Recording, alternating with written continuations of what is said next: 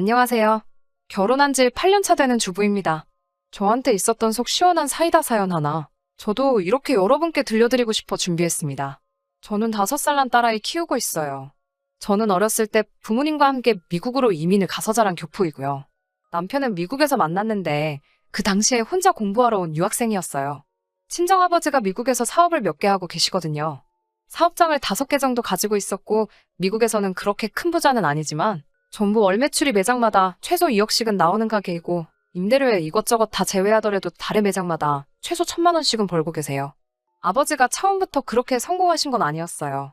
맨몸뚱이로 미국에 가셔서 먼저 자리 잡으신 친척분의 집 단칸방에서 시작을 하셨고 월세방을 전전하시며 끝끝내 이뤄내신 성공이었습니다. 미국은 어린아이가 혼자서 집에 있으면 안 돼요. 그래서 제가 학교를 다녀오면 어머니는 저를 일터에 데리고 나가셔서 접시 닦는 일 같은 걸 하셨고 아버지는 낮밤으로 하루에 2가지 일을 하시면서 돈을 모으셨습니다.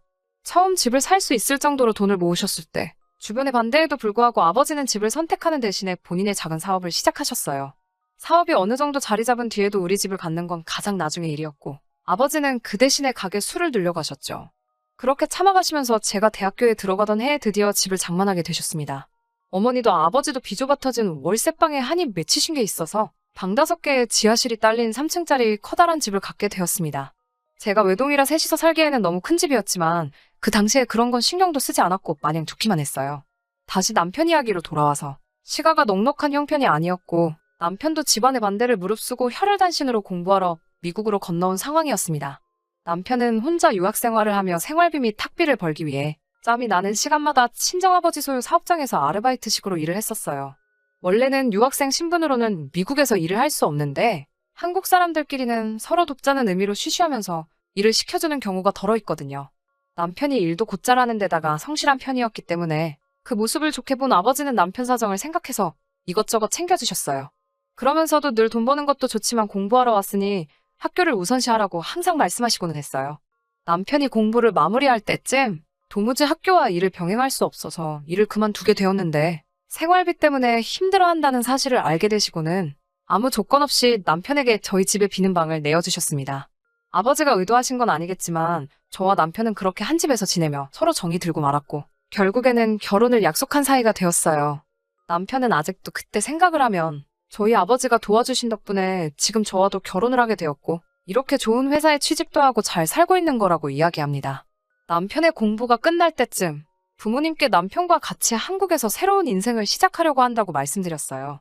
친정부모님은 남편의 사람됨됨이는 이미 알고 계셨기 때문에 저와 남편을 축복해 주셨지만 어려서부터 미국에서만 자라온 제가 걱정이 된다는 식으로 이야기를 하시더라고요. 저도 다 큰 어른인데 그래서 그런가? 그때는 아직도 부모님 눈에는 제가 어린아이처럼 보이는가 싶은 마음에 조금 화도 나고 이해가 되질 않았습니다. 한국으로 돌아가기 며칠 전부터는 남편에게 언제나 제 편이 되어달라는 부탁을 계속해서 하시더라고요. 저도 제 앞가림을 할 수 있다고 부모님께 화부터 냈는데 이제는 그게 무슨 말을 하시려고 했던 건지 이해를 할 수 있습니다. 다행히 저도 한국에 오고 나서 얼마 있지 않아 외국계 기업에 취직을 할 수 있었어요. 남편은 대기업 공채에 지원해보고 싶다고 해서 1년을 더 준비하기로 했습니다. 한국에 도착해서부터 같이 월세방을 구해 살림을 시작했고 6개월 정도 지나고 나서 식을 올리게 되었습니다. 그때부터가 시작이었던 것 같아요. 결혼을 준비하면서 시댁과의 크고 작은 사건이 한두 개씩 생기게 되었습니다. 결혼식을 앞두고 친정부모님도 한국에 오셨어요. 양가 부모님을 모시고 처음으로 만난 자리에서 시부모님이 저희에게 신혼집은 어디로 구할 건지 여쭤보더라고요. 시부모님께 지금 저희가 살고 있는 월세방이 있는데 신혼집을 따로 구할 이유가 뭐가 있느냐고 대답했지요. 그 말을 들으시곤 시부모님께서 너네한테 물어본 이야기가 아니라고 하시면서 저희 부모님 쪽을 보시면서 다시 물으시더라고요. 사돈네가 미국에서 사업을 크게 하는 걸로 알고 있는데 애들 월세방에서 정말 시작시킬 거냐고 아무리 그래도 집 한 채 정도는 해줘야 하는 것 아니냐고요.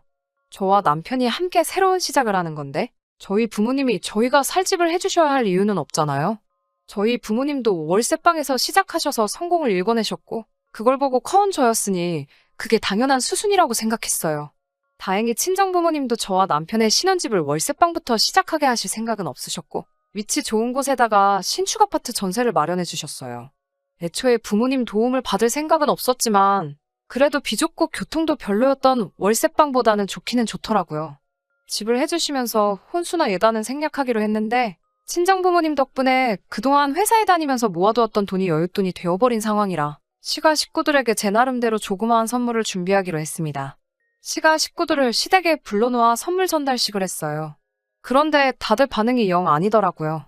와인을 좋아하신다는 시어머니께는 치즈를 담을 수 있는 예쁜 나무 플레이트를 드렸는데 이게 뭐냐는 식으로 바로 찬장에다가 집어넣으셨고 키가 커서 모델 같은 신우에게는 잘 어울릴 것 같은 가방을 사줬어요.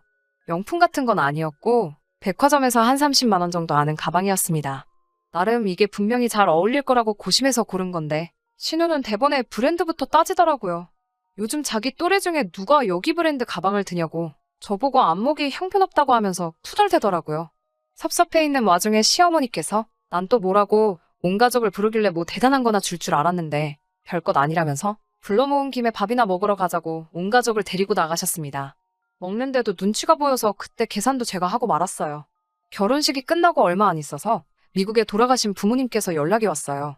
저희는 친척들도 미국에 있고 아버지가 사업을 하시면서 한국 교민들하고도 계속 좋은 관계로 지내오셨기 때문에 그 사람들을 위해서라도 미국에서도 한번 결혼식을 올리면 좋겠다고 하셨어요. 원래 회사를 다니기 시작한 첫 해에는 휴가를 낼 수가 없었기 때문에 회사의 사정을 잘 설명하고 한 달간 휴직을 하기로 했습니다. 남편은 아직도 취직 준비 중이었기 때문에 가서도 공부할 것들을 챙겨서 같이 미국으로 향했어요. 시간은 한 달 정도로 결혼식을 준비하기에는 굉장히 짧은 기간이었으니 친정부모님과 저, 남편은 굉장히 바빴습니다. 그런데 식날이 바로 2주 정도로 다가오는데도 시가에서는 언제 오겠다는 말이 없으셨어요. 몸이 달아올라 제가 직접 전화를 드렸더니 전혀 생각하지도 못한 대답을 해왔습니다. 한국에서 결혼식은 이미 다 끝난 일이고 거기서는 사돈네가 원해서 하는 건데 우리까지 우리 돈 내고 가야 하니? 세 사람이 미국 가는 비행기표 값이 얼만지나 알고 하는 이야기니? 라고 하시면서 대놓고 비행기표를 사놓으라는 식으로 이야기를 하더군요. 남편과 부모님한테는 도무지 이 사실을 말할 수가 없어서 울며 겨자 먹기로 결국 또 제가 모아놓은 돈으로 비행기표를 끊어드렸습니다. 2주 남짓한 기간인데 캐리어는 얼마나 큰 걸 가지고 오셨는지. 차 2대로 겨우겨우 시가 가족들을 태워서 집으로 향했습니다. 차 안에서 신우가 하는 말이 언니, 다음번에 미국으로 초대하실 때는 우리 엄마 아빠 자리라도 비즈니스로 끊어주세요. 아주 불편해서 허리가 접히는 줄 알았잖아요. 이럴 때라도 돈 많은 집 며느리 가지고 계신 것 좀 누리시고 언니도 그참에 효도도 하는 거죠. 라고 하면서 불평불만을 늘어놓더라고요. 다행히 친정아버지나 남편이 그건 못 들은 것 같아서 어색하게 알겠다고 웃으며 부랴부랴 넘겼습니다. 집으로 도착하니 시간이 어둑어둑해져 있더라고요.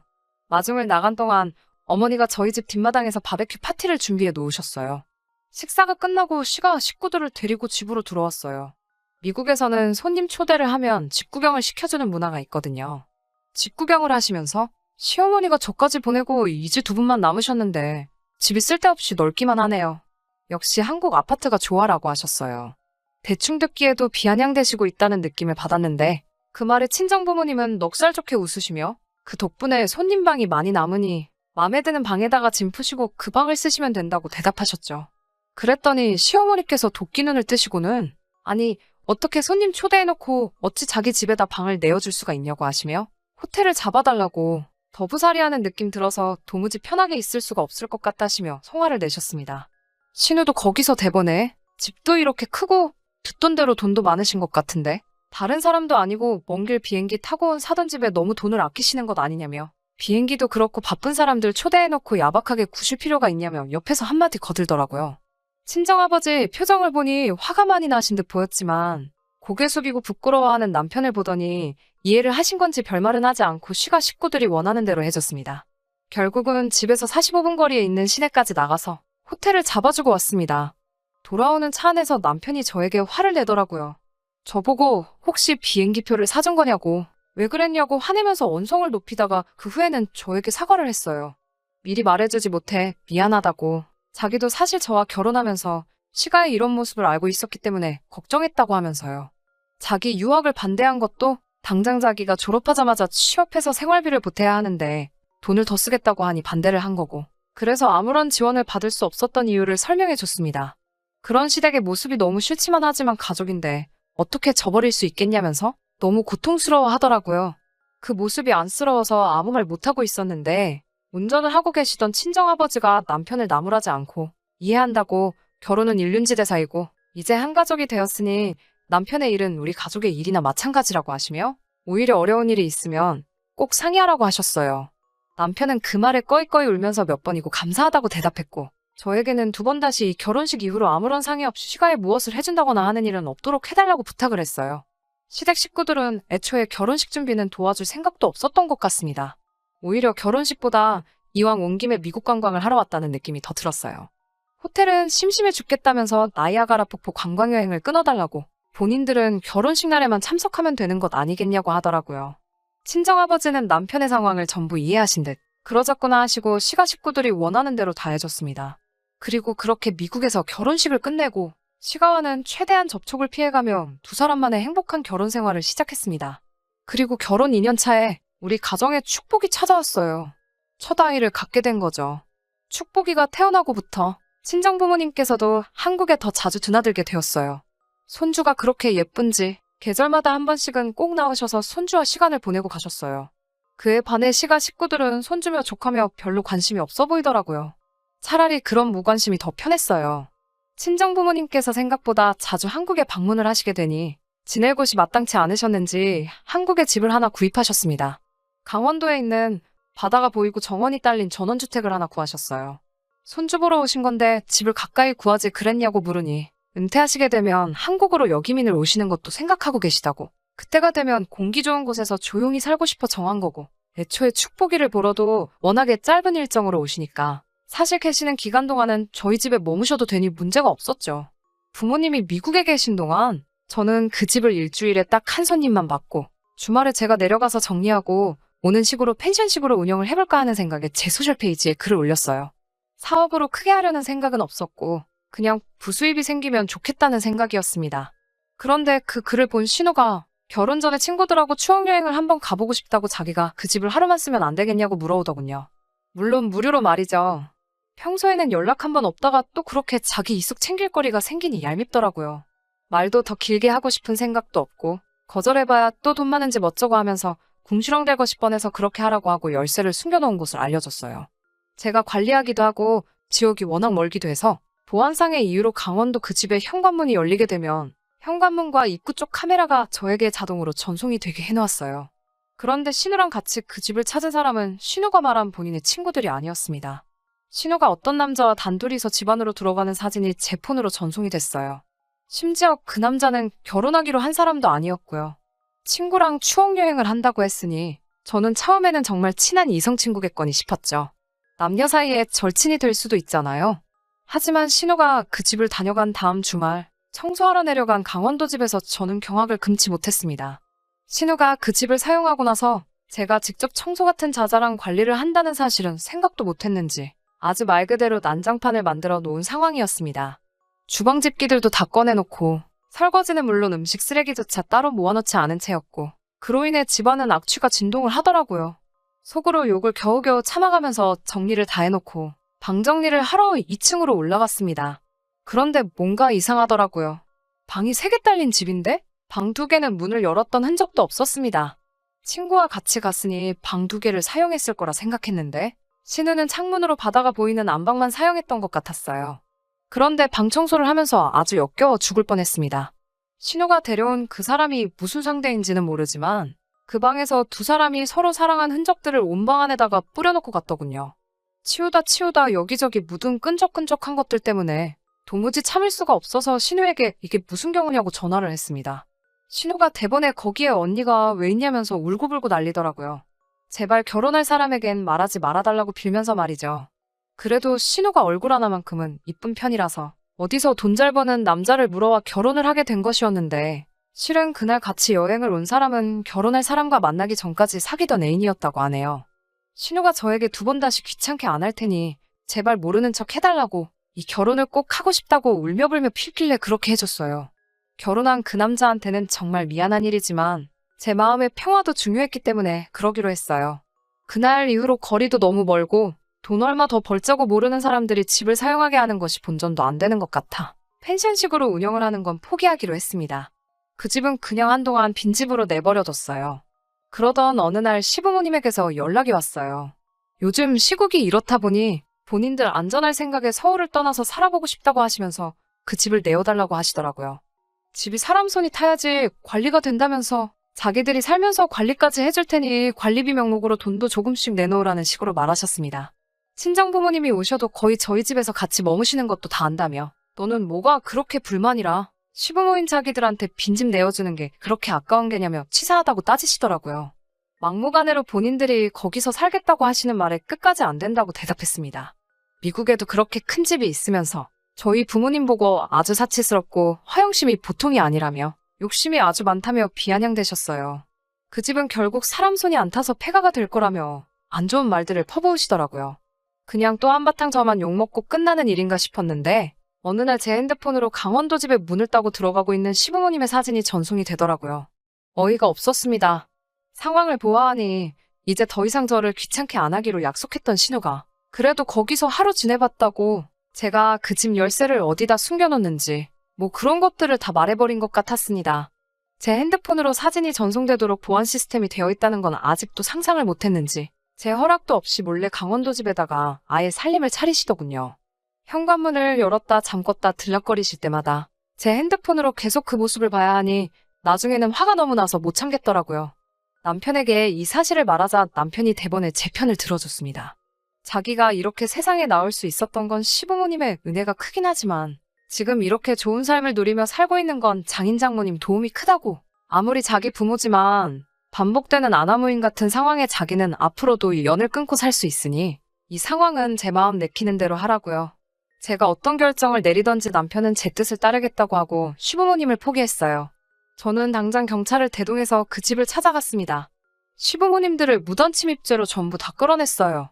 제가 찾아올 거라곤 당연히 생각도 못했을 거고 더더욱이 경찰을 불러서 시부모님인 자신들을 내쫓을 거라곤 더더욱 생각도 못했을 겁니다.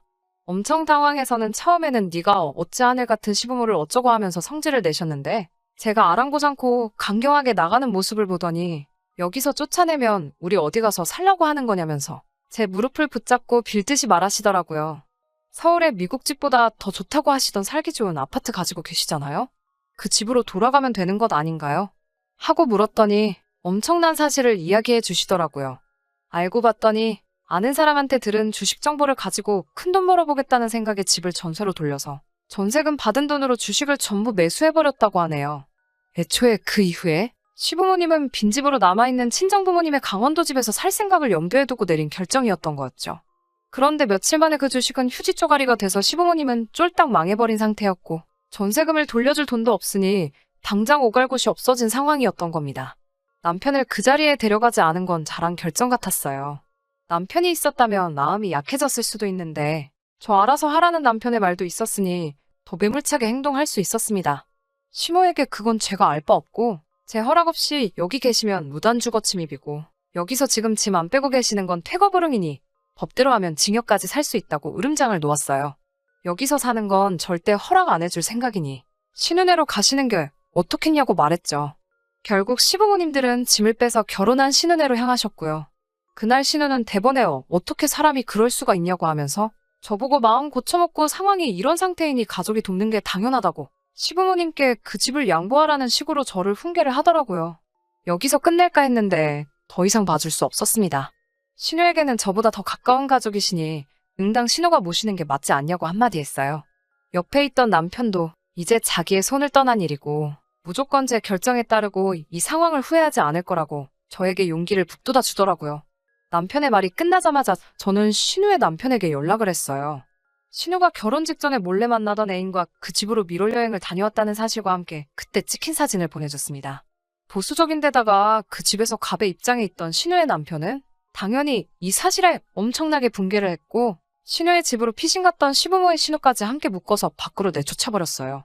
처음에는 어떻게 가족에게 이럴 수 있냐며 온갖 욕을 하며 붕괴하던 시가족들은 셋이서 친척집이나 숙박업소들을 전전하다가 결국 저희에게 미안하다고 이제 그만 자기들을 용서해달라며 제발 자기들 좀 살려달라고 빌더라고요. 밖에서 얼려 죽일 수는 없으니 지금은 강원도 집을 쓸 수 있게 허락해준 상태입니다.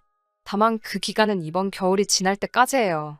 물론 잔인하게 밖으로 시가족들을 내몰 생각은 없지만 단 한 번만 더 친정부모님을 모독하거나 어떻게 빈대붙으려고 한다면 다음 기회는 없다고 확실하게 못을 박아두었어요. 남편은 어차피 이렇게 연을 끊기로 한 거 뭐하러 한 번 더 기회를 줄 필요까지 있냐는 식으로 어느 면으로는 저보다 더 독하게 마음을 먹은 것 같아 보이지만 아무리 싫어도 남편의 가족들이잖아요. 정말 한가족으로 저희를 진정으로 위해주는 모습을 보인다면 친정아버지께 말해서 전세금을 갚아주고 시부모의 집도 찾아주려고 합니다.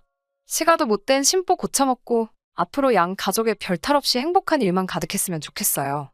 그럼 제 사연은 이만 여기서 마치도록 하겠습니다.